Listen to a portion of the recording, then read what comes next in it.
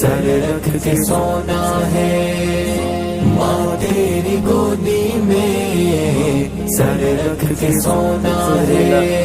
الحمدللہ وحدہ والصلاة والسلام علی من لا نبی بعدہ، اما بعد فاعوذ باللہ من الشیطان الرجیم، بسم اللہ الرحمن الرحیم۔ قد خسر الذین قتلوا اولادهم سفہا بغیر علم وحرموا ما رزقهم اللہ افتراء علی اللہ قد ضلوا وما كانوا مهتدین۔ وقال تعالی فی مقام آخر قل تعالوا اتل ما حرم ربکم علیکم الا تشرکوا به شیئا وبالوالدین احسانا الی آخرہ۔ وقال رسول اللہ صلی اللہ علیہ وسلم لا تشرک باللہ ان حرقت او قتلت، او کما قال علیہ الصلاۃ والسلام۔ صدق اللہ العظیم وصدق رسولہ النبی الکریم، ونحن علی ذلک لمن الشاہدین والشاکرین والحمد للہ رب العالمین۔ میرے محترم بزرگ دوستو، تمام صفات خداوندی صرف اور صرف اللہ رب العالمین کے لیے ہے، اور درود و سلام نازل ہو جناب محمد الرسول اللہ صلی اللہ علیہ وسلم پر، جو آخری نبی ہیں۔ آپ کے بعد کہیں بھی کبھی بھی کسی قسم کا کوئی نبی پیدا نہیں ہوگا۔ میرے محترم بزرگ دوستو، قرآن شریف کی جو آیت میں پڑھا ہوں، اس میں اللہ نے قتل اولاد کے بارے میں بتایا ہے۔ اللہ تعالیٰ نے جس انسان کو بھی عقل سلیم سے نوازا ہے، ان سب کو احساس ہے کہ اولاد کی نعمت کیا ہے، اولاد کی قدر و قیمت وہ سمجھتے ہیں، اور جن کی عقلوں میں پردہ پڑ گیا ہے وہ پھر کچھ نہیں سمجھتے اولاد کو، نہ ان کو پڑھائیں گے، نہ لکھائیں گے، نہ صحیح تربیت کریں گے، نہ دیندار بنائیں گے، نہ دین کی باتیں سکھائیں گے، بس کھائیں گے پئیں گے، زندگی گزار دیں گے۔ اولاد کی قیمت ان لوگوں سے پوچھیے جن کو شادی کر کے 20 سال 30 سال 50 سال ہو گیا اور اولاد کی نعمت سے محروم ہے۔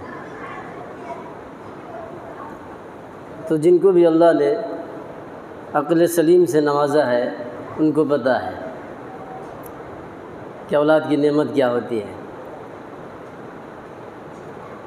پہلے تو نہیں سمجھ میں آتا، شادی کرنے کے بعد 2 سال 3 سال گزر جائے، اولاد نہ ہو تو آدمی وہ کام بھی کر دیتا ہے جو کرنا نہیں چاہیے۔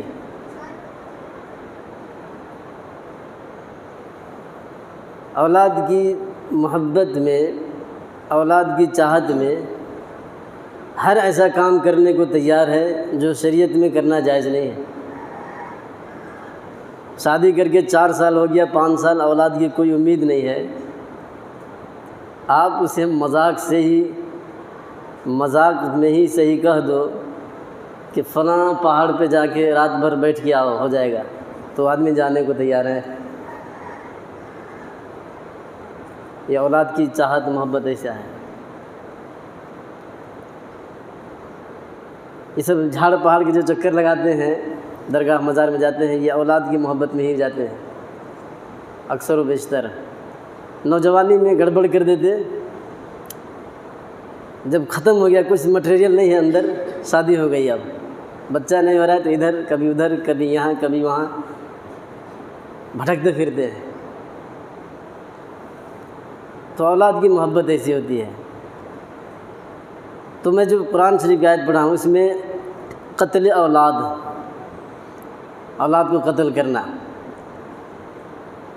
شریعت نے کبھی بھی اس کا سپورٹ نہیں کیا ہے، ہمیشہ اس کی برائی کی ہے، اسے منع کیا ہے، روکا ہے۔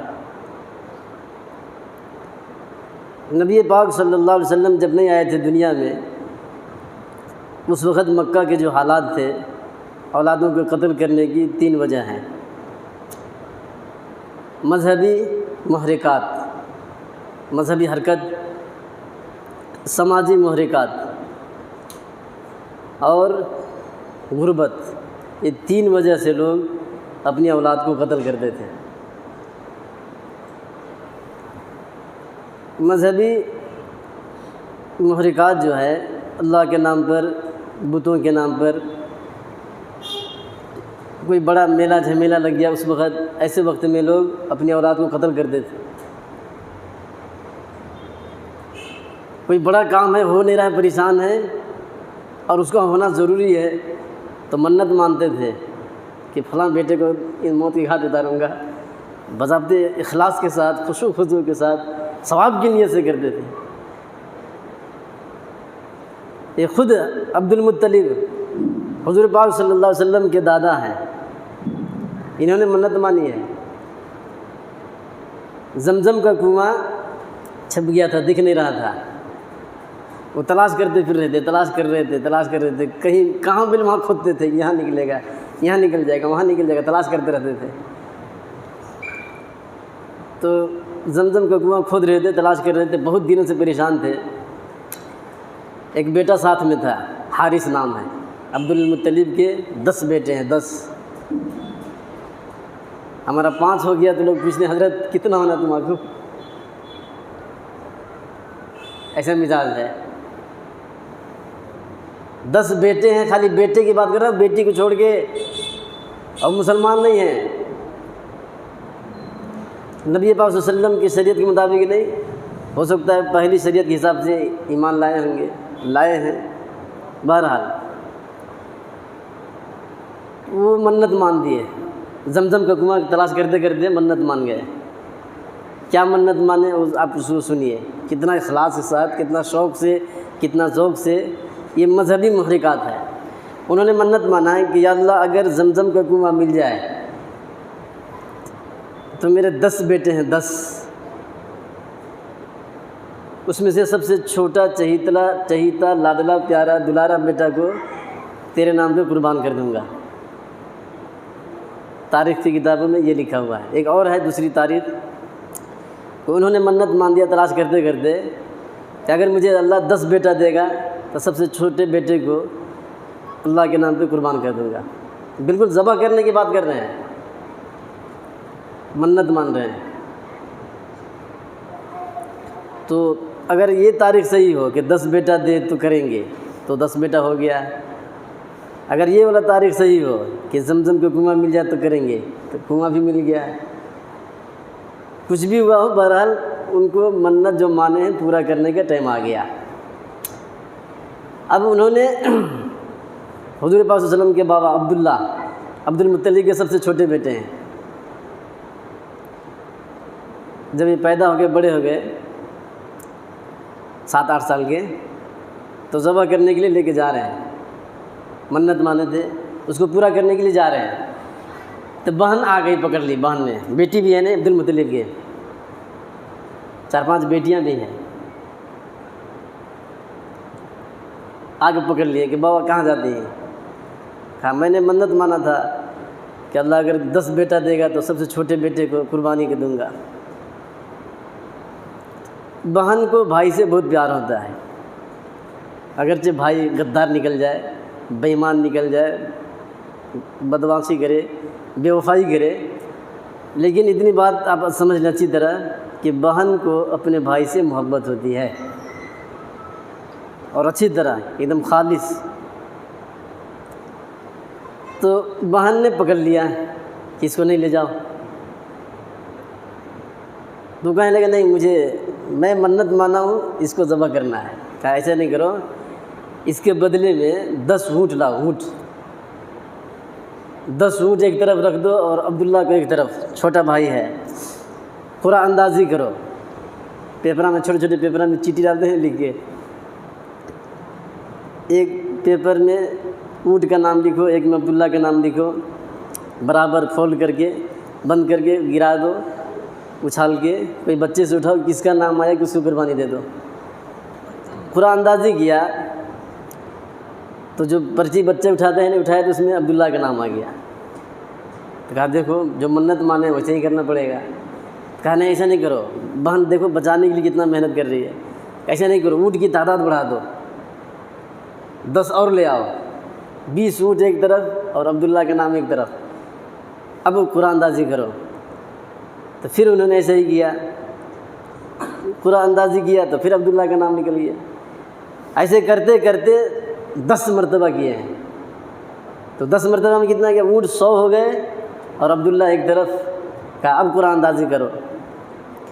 اب قرآن اندازی کیا تو اونٹ کا نام آیا. تو 100 اونٹ کو عبد المطلب نے قربانی دیا ہے. تو یہ مذہبی محرکات ہیں. آپ سنتے ہوں گے بیان کہ ابراہیم علیہ السلام اپنے بیٹے کو ذبح کر رہے تھے، سنے ہیں نہیں؟ وہ کیا ہے؟ وہ بھی مذہبی ہے. ابراہیم علیہ السلام خواب دیکھے، بیٹے سے کہہ رہے ہیں صبح میں کہ بیٹے میں نے خواب دیکھا ہے کہ اللہ کے نام پہ تجھے ذبح کر رہا ہوں. تو بیٹا بھی تیار ہو گیا کہ ہاں بالکل صحیح بات ہے، آپ اللہ نے جو آپ کو حکم دیا وہ کر گزریے. تو یہ مذہبی محرکات ہے. اس کی بنا پر لوگ اپنی اولاد کو ذبح کرتے تھے.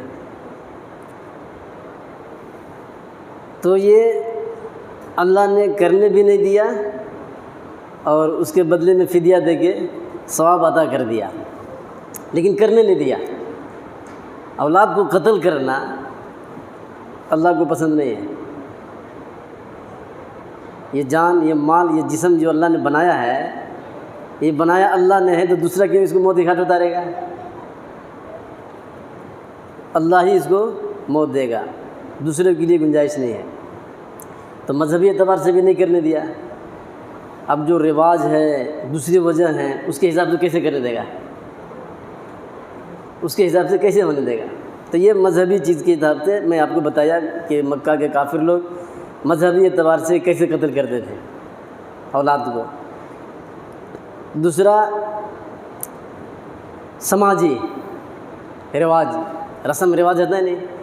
دیکھتے نہیں آپ لوگ شادی کرتے ہیں یار، تو دولہے کو جس دن بارات لے کے جانا ہے اس دن مرغا ذبح کر دیتے ہیں، مرغے کو موت کی گھاٹ اتارتے ہیں. تو رواج ہی تو ہے یہ قرآن شریف میں اور حدیث شریف میں تھوڑے ہے. مسلم شریف میں کہیں ہے کیا؟ کسی حدیث میں، کسی قرآن میں نہیں ہے. یہ رواج ہے. تو جیسے آپ لوگوں نے ایک رواج بنایا ہے کہ موت کی گھاٹ اتارنا ہے، اسے چھوڑنا نہیں ہے، ویسے ہی وہ رواج بھی تھا وہاں. اور اس رواج کے چکر میں بیٹیاں زیادہ جاتی تھیں، بیٹیوں کو موت کی گھاٹ اتارتے تھے. یہ ہو گیا رواج کے اعتبار سے، اور دوسرا مذہبی اعتبار سے. تیسرا رہ گیا غربت کی وجہ سے. مکہ کے لوگوں کے لیے آمدنی کے ذریعہ کسی کے نوکر بن کے رہنا، نہیں تو تجارت کرنا، یہ 2 ہی چیز تھی. اب وہاں کی کھیتی باڑی کی کچھ کام کی زمین نہیں ہے، اس وقت بھی نہیں تھا، ابھی بھی نہیں ہے. تو ان کے لیے جو تجارت کرنے والے تھے بہت کم تعداد ہے، اور نوکر بن کے رہنے والے اس کے گھر میں کام کر رہا ہے، اس کے گھر میں کام کر رہا ہے، اس کے سامان بیچنے جا رہا ہے، کب تک چلے گا؟ تو غربت کی وجہ سے بھی قتل کرتے تھے. اس میں بھی زیادہ تر بیٹیاں جاتی تھیں، پیدا ہوتے ہی زندہ دفن کرتے تھے. یہ 3 وجہ ہیں، ایک مذہبی اعتبار سے، دوسرا سماجی رواج کے حساب سے، تیسرا غربت کی وجہ سے.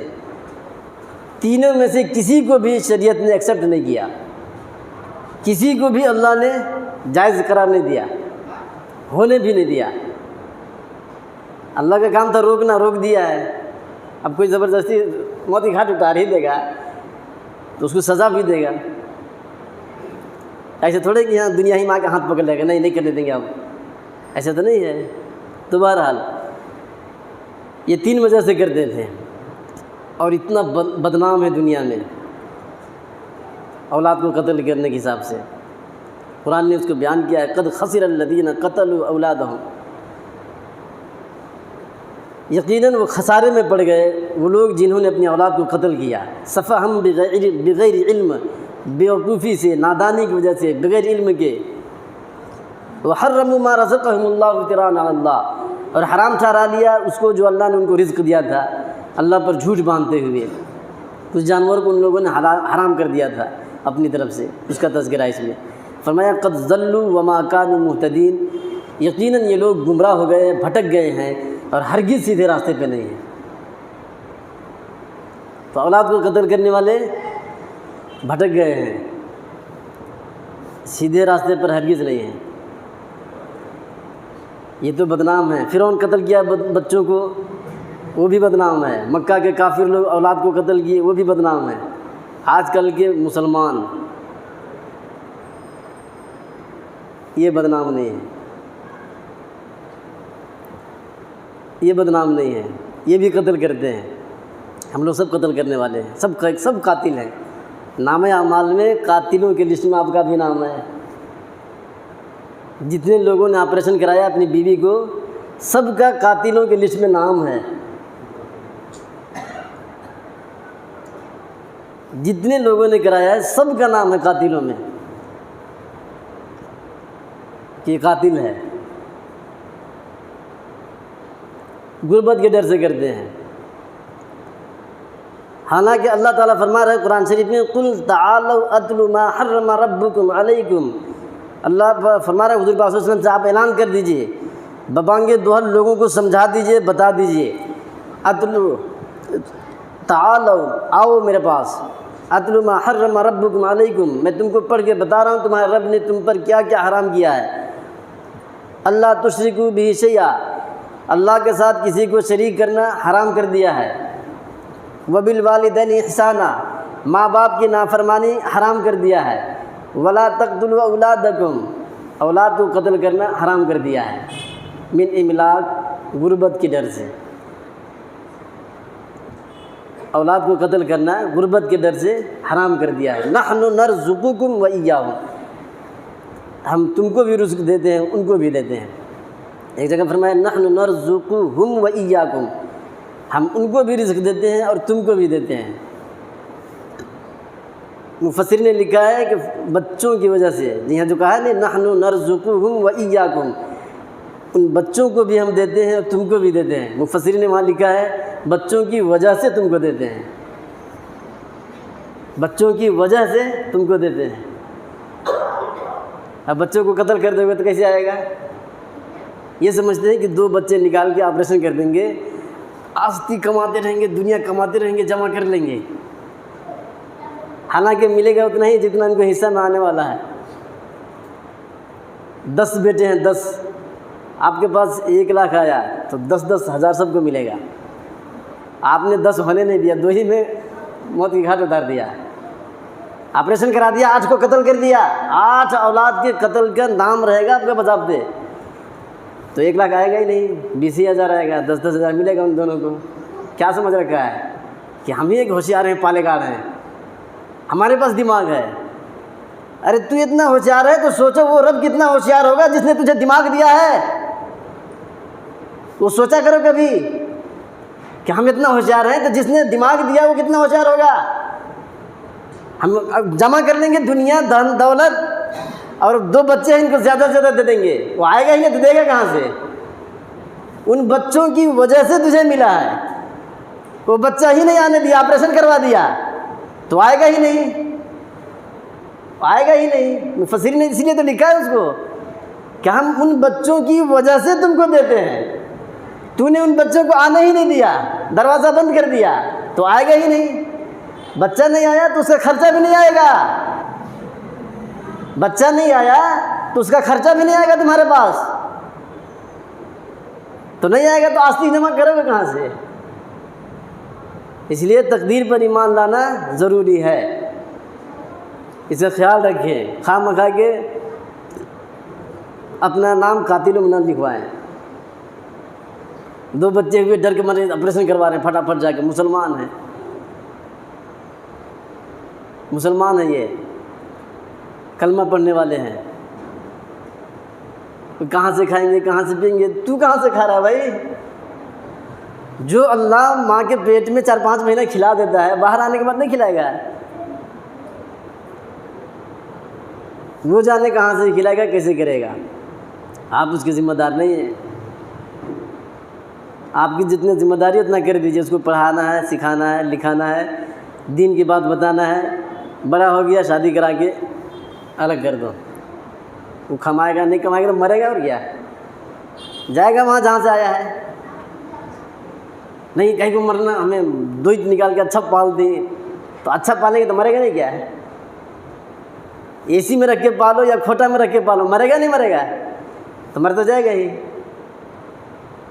پھر 4-5 کو بند کرنے کی فائدہ کیا ہوا؟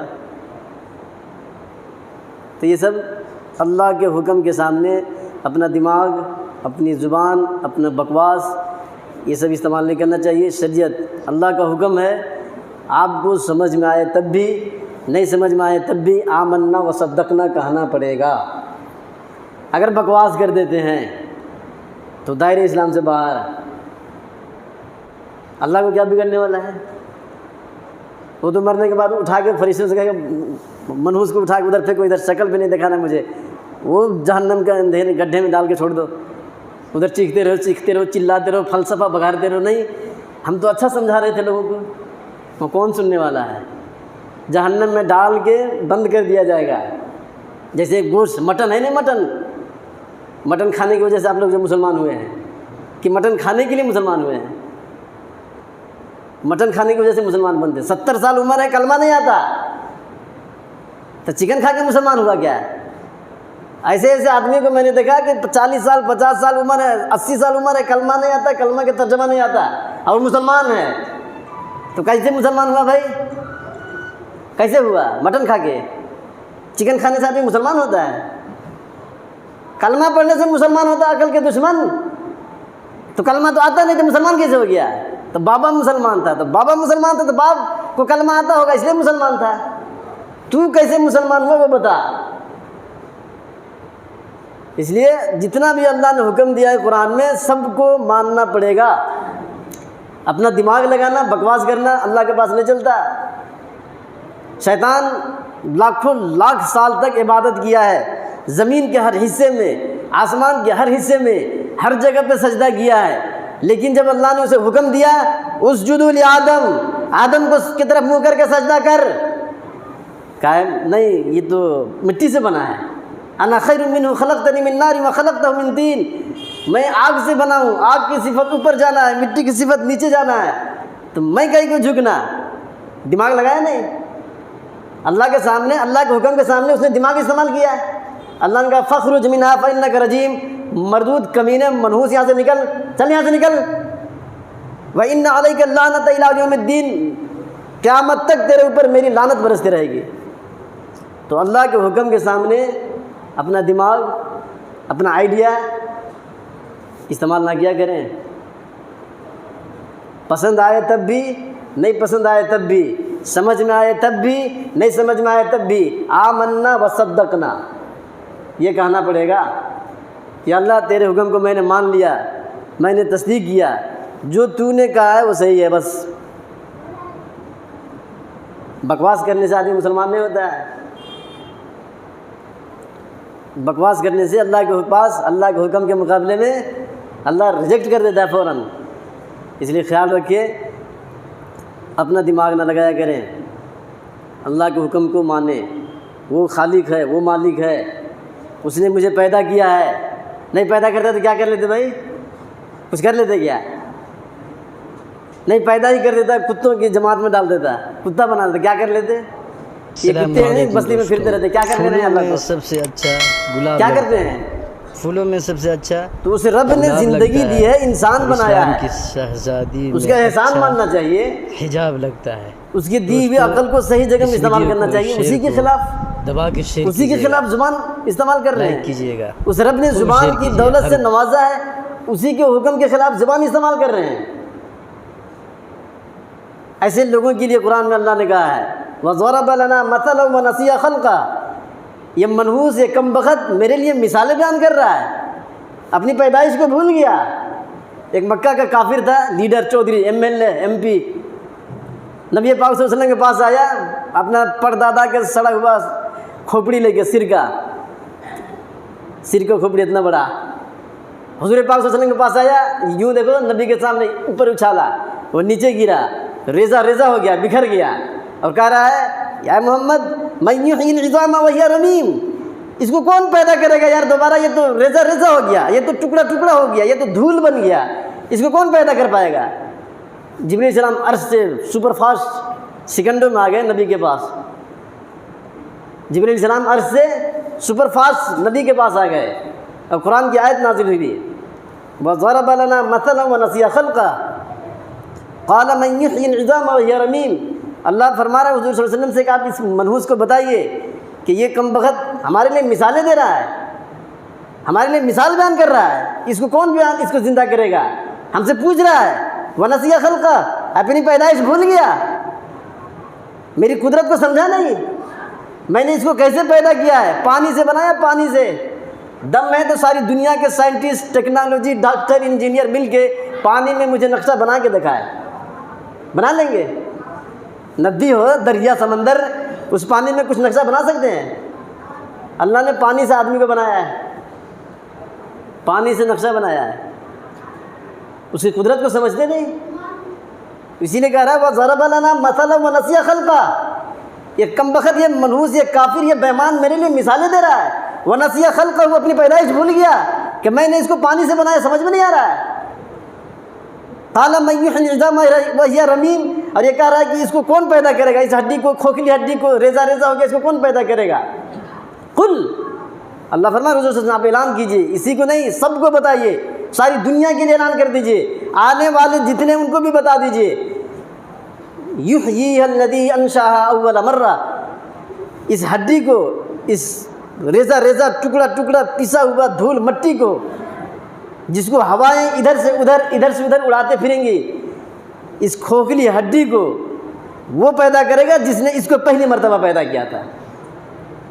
پہلی بار اللہ نے پیدا کیا، سمجھ میں آیا نہیں کہ کیسے بنایا ہے، کہاں سے بنایا ہے؟ ارے ایک بار پیدا کر دیا تو کم سے کم نمونہ ماڈل تو آ گیا نا۔ جب نہیں پیدا کیا تھا تو کوئی نمونہ، کوئی ماڈل تو تھا نہیں، تو جب بغیر ماڈل کے، بغیر نمونہ کے، بغیر تصویر کے، بغیر فوٹو کے، بغیر ویڈیو کے بنا سکتا ہے تو پھر دوبارہ نمونہ آنے کے بعد نہیں بنا سکتا؟ ارے بنا سکتا ہے، نہیں بنا سکتا ہے؟ پہلی بار کوئی نمونہ نہیں، کوئی تصویر نہیں، کوئی گوڑی نہیں، کوئی ویڈیو نہیں، کوئی ریکارڈ نہیں، کچھ بھی نہیں تھا، پہلی بار پیدا کیا نہیں تو پھر دوسری بار نہیں کر سکتا؟ اگر نہیں کرنے کی طاقت ہوتی، نہیں کرنے پر دم ہوتا تو پہلی ہی بار نہیں کر سکتا یار، کم سے کم عقل تو لگاؤ۔ جب پہلی بار کر دیا تو دوسری بار تو آسان ہو گیا، جب پہلی بار کر لیا تو دوسری بار تو آسان ہو گیا۔ تو اسی کو کہا ہے قل یحییھا الذی انشأھا اول مرہ، کہیے آپ اس سے کہ اس ہڈی کو، اس کھوکھلے ہڈی کو، اس چورے چورے ہڈی کو دوبارہ وہی پیدا کرے گا جس نے پہلی مرتبہ پیدا کیا تھا۔ وَهُوَ بِكُلِّ خَلَّاقٍ عَلِيمٍ، وَهُوَ بِكُلِّ خَلْقٍ عَلِيمٍ، وہ ہر طرح پیدا کرنے جانتا ہے، ہر طریقے سے پیدا کرنے جانتا ہے۔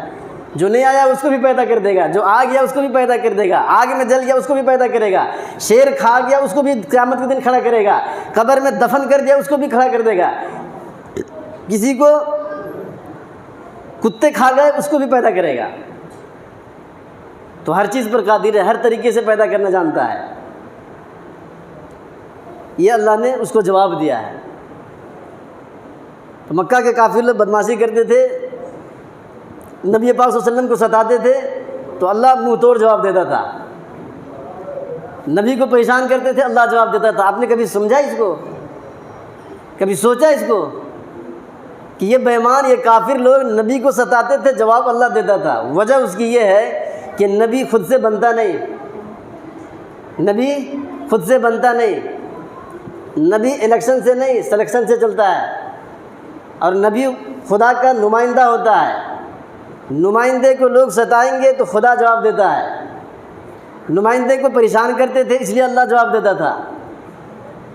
وہ لوگ نبی کو ستاتے تھے، سوال کر کر کے بیزار مراتے تھے تو اللہ جواب دیتا تھا، اور جواب ایسا دیتا تھا کہ منہ بند ہو جاتے تھے۔ نبی کسی انسان سے پڑھتا نہیں، اور جو کسی انسان سے پڑھ لیا وہ نبی بھی نہیں۔ سمجھ میں آ رہی ہے بات؟ نبی کسی انسان کے سامنے پڑھتا نہیں، کسی انسان کو استاد بناتا نہیں، اور جو کسی کو استاد بنا لیا سمجھو وہ نبی نہیں۔ اب دیکھو ساری دنیا میں جتنے لوگ جھوٹے نبوت کے دعوے دار ہیں، وہ منحوس کسی سے پڑھا ہے کہ نہیں؟ آٹومیٹک کسی سے پڑھا ہے، تو پڑھا ہے تو نبی کیسا؟ نبی تو کسی سے پڑھتا ہی نہیں ہے، نبی خدا سے پڑھتا ہے۔ اور کافر لوگ بکواس کرنے والے ان کو پریشان کریں گے کچھ اٹھ پٹانگ سوال کر کے، تو جواب اللہ دیتا ہے، کبھی خود منہ توڑ جواب دے دیتا ہے، کبھی نبی کے دماغ میں ڈال دیتا ہے کہ یہ جواب دو۔ ایک مرتبہ یہودی لوگ آئے حضور صلی اللہ علیہ وسلم کے پاس پریشان کرنے کے لیے، بہت بدماش ہوتے ہیں یہ لوگ، اور پوچھا کہ آپ نے کہا ہے، قرآن میں نازل ہوا ہے کہ میدان حشر میں یہ زمین تانبے کی رہے گی، یہ زمین تانبے کی ہو جائے گی، تو ہم لوگ اس وقت کہاں رہیں گے؟ سمجھ میں رہی بات؟ ارے یہ زمین جب تانبے کی بنے گی، اس میں اللہ تانبا بچھائے گا، تو ہم لوگ سب آدمی کہاں رہے گا اس وقت؟ سوال سمجھ میں آیا؟ پریشان کرنے کے لیے تو اللہ نے دماغ میں بات فوراً ڈال دیا کہ آپ ان کو یہ جواب دے دیجئے۔ تو حضور پاک صلی اللہ علیہ وسلم نے فرمایا کہ ابھی دن ہے یا رات؟ کہا دن ہے، تو رات کہاں ہے؟ سمجھ میں آیا؟ ارے ان یہودیوں نے نبی کو ستانے کے لیے پوچھا تھا کہ جب قیامت کے دن یہ زمین تانبا ہو جائے گا، تانبا بنے گا، تو سب آدمی کہاں رہیں گے؟ میدان حشر میں۔ سب کو زندہ کر کے اللہ میدان حشر میں کھڑا کر دے گا، اس کے بعد یہ زمین تانبے کی بنے گی، تو ہم لوگ کہاں رہیں گے؟ تو اللہ نے دماغ میں بات ڈال دیا کہ فوراً آپ اس کو جواب دیجئے کہ ابھی دن ہے کہ یا رات؟ تو یہودیوں نے کہا کہ ابھی تو دن ہے، کہا رات کہاں ہے؟ کہیں تو ہوگا۔ جو اللہ رات کو ٹھکانے لگا سکتا ہے، اس دن میدان حشر میں سارے انسانوں کے ایک طرف سائڈ میں لگا دے گا، وہ کہاں لگائے گا وہ جانے۔ اس کی قدرت کو تم کیا سمجھو؟ اس کی قدرت کو تم کیا جانو؟ موسیٰ علیہ السلام نے ایک بار اللہ سے پوچھا تھا، یا اللہ یہ آسمان یہ زمین اگر تیری بات نہ مانے تو کیا کرے گا؟ اللہ نے کہا ایک جانور بھیجوں گا جو 7 آسمان اور 7 زمین کو کھا جائے گا۔ تو موسیٰ علیہ السلام حیران ہو گئے کہ یا اللہ اتنا بڑا جانور کہاں ہے؟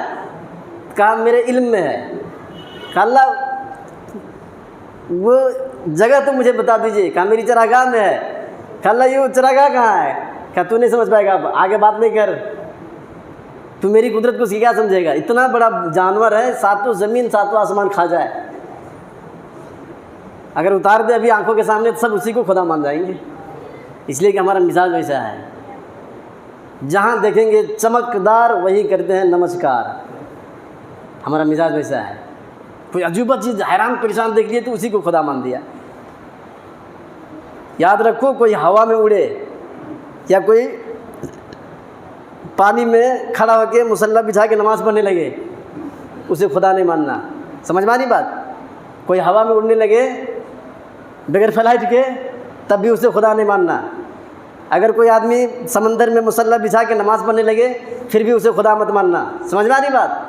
ہاں، تھوڑا سا بھی چمکدار حیران پریشان دماغ سے باہر دیکھا تو اسی کو خدا مان گئے، ایسا مزاج نہیں ہونا چاہیے۔ ہم موحد ہیں، موحد یکجائی ہوتا ہے، مشرک ہرجائی ہوتا ہے۔ موحد نمک حلال ہوتا ہے، مشرک نمک حرام ہوتا ہے۔ مشرک جو ہے ادھر ادھر بھٹکتا ہے، کبھی اس کو خدا مانتا ہے، کبھی اس کو مانتا ہے، کبھی وہاں اپنا تقدس لٹاتا ہے، کبھی وہاں سجدہ کرتا ہے۔ موحد کچھ بھی ہو، آفت آئے چاہے پریشانی آئے، عام حالات میں ہو یا پریشان کن حالات میں ہو، ہر وقت ایک اللہ سے لگاؤ رکھتا ہے۔ ہم موحد ہیں، ایک اللہ کو مانے، ایک اللہ کے سامنے سجدہ کریں، ایک اللہ سے دعائیں مانگے، ایک اللہ کے سامنے رکوع کریں، ایک اللہ کے نام پہ روزہ رکھیں، ملاوٹ مکجر نہیں کرنی ہے۔ ہم مسلمان ہیں، موحد ہیں، اس کا خیال رکھیں۔ اللہ تعالیٰ ہم سب کو کہنے سننے سے زیادہ عمل کرنے کی توفیق عطا فرما دے، آمین۔ وآخر دعوانا الحمد للہ رب العالمین۔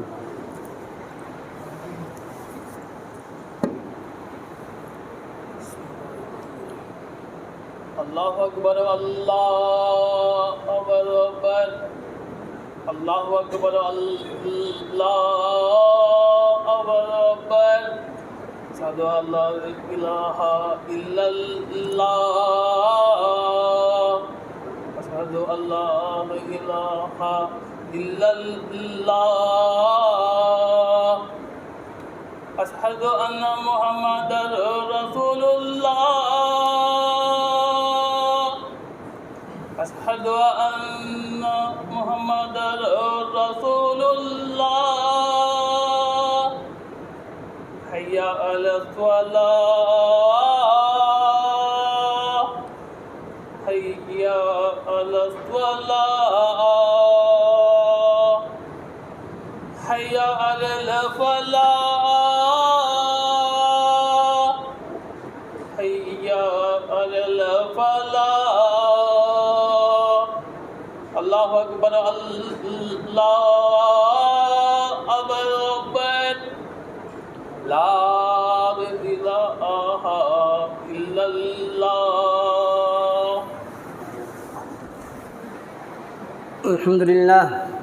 الحمد لله علي الذات عظيم الصفات سمي السمات كبير الشان جليل القدر رفيع الذكر مطاع الأمر جليل البرهان فخيم الإثم عزيز العلم وسيل الحلم كثير الغفران جميل الثناء جزيل العطاء مجيب الدعاء يميم الإحسان سريع الحساب شديد العقاب يليم العذاب عزيز السلطان ونشهد أن لا إله إلا الله وحده لا شريك له في الخلق والأمر ونشهد أن سيدنا ونبينا ومولانا محمدا عبده ورسوله المبعوث إلى الأسود والأحمر المنعوت بشرح الصدر ورفع الذكر وصلى الله عليه وعلى آله وأصحابه الذين هم خلاصة العرب العرباء أما بعد فيا أيها الناس وحدوا الله فإن التوحيد رأس الطاعات واتقوا الله فإن التقوى ملاك الحسنات وعليكم بالسنة فإن السنة تهدي إلى الطاعة ومن أطاع الله ورسوله فقد رشد واهتدى وإياكم والبدعة فإن البدعة تهدي إلى المعصية ومن يعص الله ورسوله فقد ضل فغوى وعليكم بالصدق فإن الصدق ينجي والكذب يهلك وعليكم بالإحسان فإن الله يحب المحسنين ولا تقنطوا من رحمة الله فإنه رحم الراحمين ولا تحبوا الدنيا فتكونوا من الخاسرين ألا وإن نفسا لن تموت حتى تستكمل رزقها فاتقوا الله واجملوا في الطلب وتوكلوا عليه فإن الله يحب المتوكلين وادعوه فإن ربكم مجيب الداعين واستغفروه يمددكم بأموال وبنين أعوذ بالله من الشيطان الرجيم بسم الله الرحمن الرحيم قد خسر الذين قتلوا أولادهم سفها بغير علم وحرموا ما رزقهم الله افتراء على الله قد ضلوا وما كانوا مهتدين بارك الله لنا ولكم في القرآن العظيم ونفعنا وإياكم بالآيات والذكر الحكيم إنه تعالى جواد كريم ملك بر رؤوف رحيم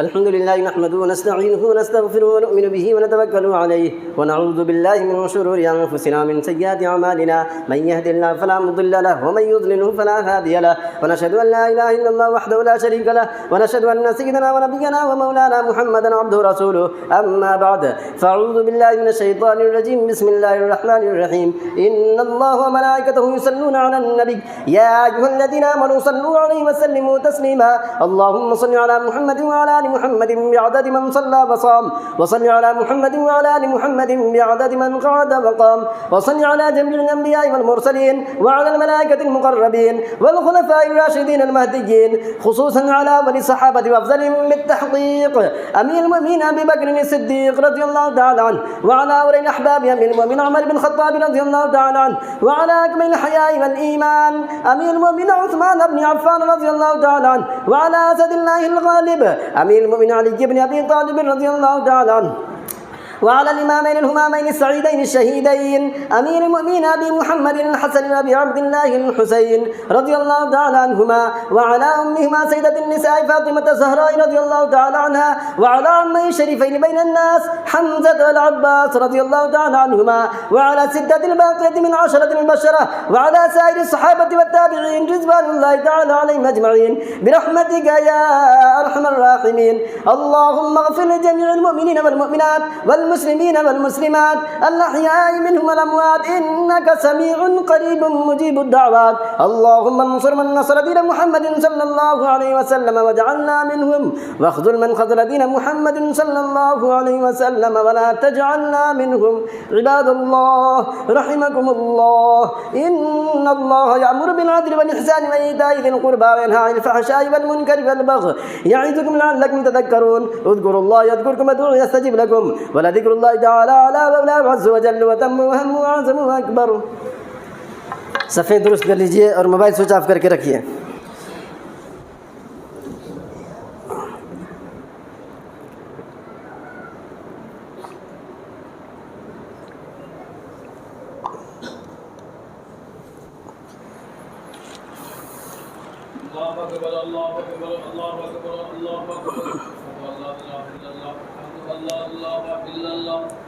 أشهد أن محمدا رسول الله أشهد أن محمدا رسول الله يا رسول الله يا رسول الله يا رسول الله يا رسول الله قد قامت الصلاة قد قامت الصلاة الله أكبر الله أكبر لا إله إلا الله الله أكبر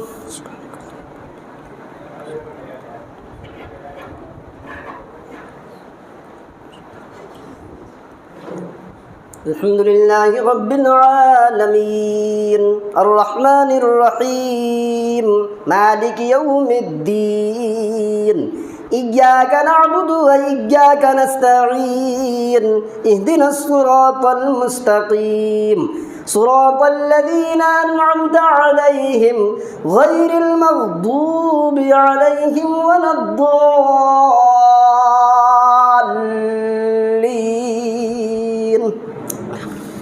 إذا جاءك المنافقون قالوا نشهد إنك لرسول الله والله يعلم إنك لرسوله والله يشهد إن المنافقين لكاذبون اتخذوا أيمانهم جنة فصدوا عن سبيل الله إنهم ساء ما كانوا يعملون ذلك بأنهم آمنوا ثم كفروا فطبع على قلوبهم فهم لا يفقهون وإذا رأيتهم تعجبك أجسامهم وإن يقولوا تسمع لقولهم كأنهم خشب مسندة يحسبون كل صيحة عليهم هم العدو فاحذرهم قاتلهم الله أنى يؤفكون وإذا قيل لهم تعالوا يستغفر لكم رسول الله لووا رؤوسهم ورأيتهم يصدون وهم مستكبرون سواء عليهم أستغفرت لهم أم لم تستغفر لهم لن يغفر الله لهم إن الله لا يهدي القوم الفاسقين هم الذين يقولون لا تنفقوا على من عند رسول الله حتى ينفضوا ولله خزائن السماوات والأرض ولكن المنافقين لا يفقهون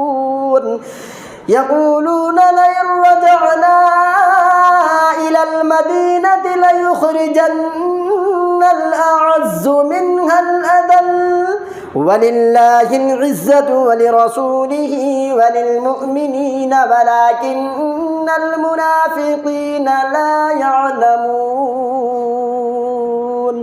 الله أكبر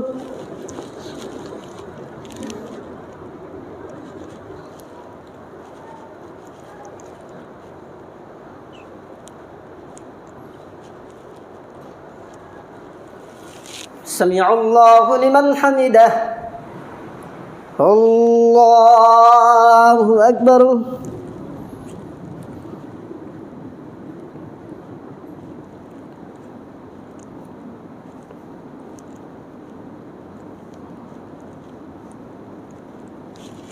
الله أكبر الله أكبر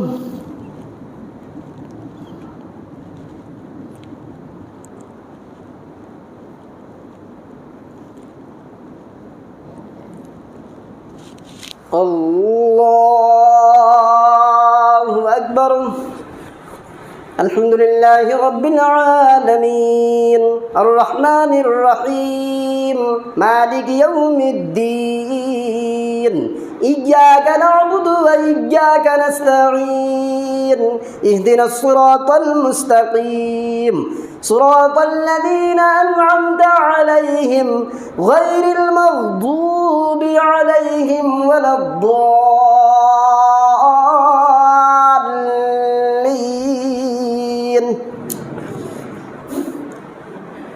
يا أيها الذين آمنوا لا تلهكم أموالكم ولا أولادكم عن ذكر الله ومن يفعل ذلك فأولئك هم الخاسرون وأنفقوا مما رزقناكم من قبل قبل أن يأتي أحدكم الموت فيقول رب لولا أخرتني إلى أجل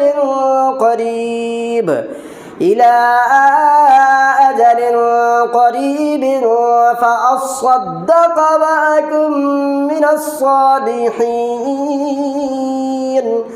ولن يؤخر الله نفسا إذا جاء أجلها والله خبير بما تعملون.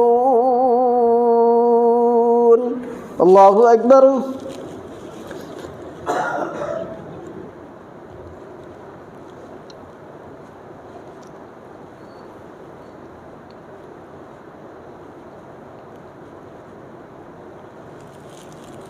سمع الله لمن حمده. الله أكبر.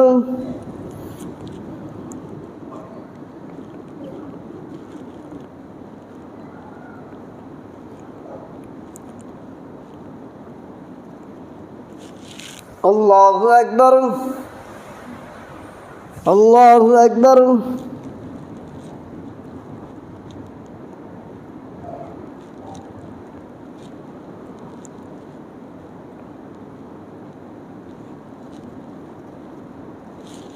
الله أكبر.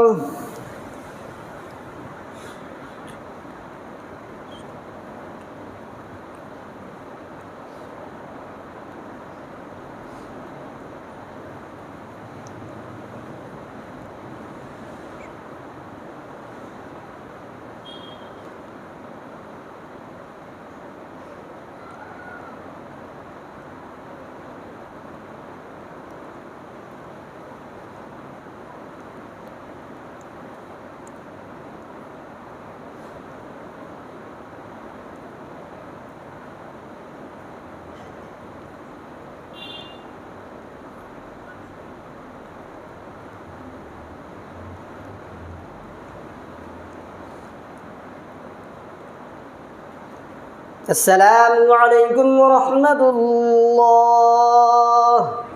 السلام عليكم ورحمة الله.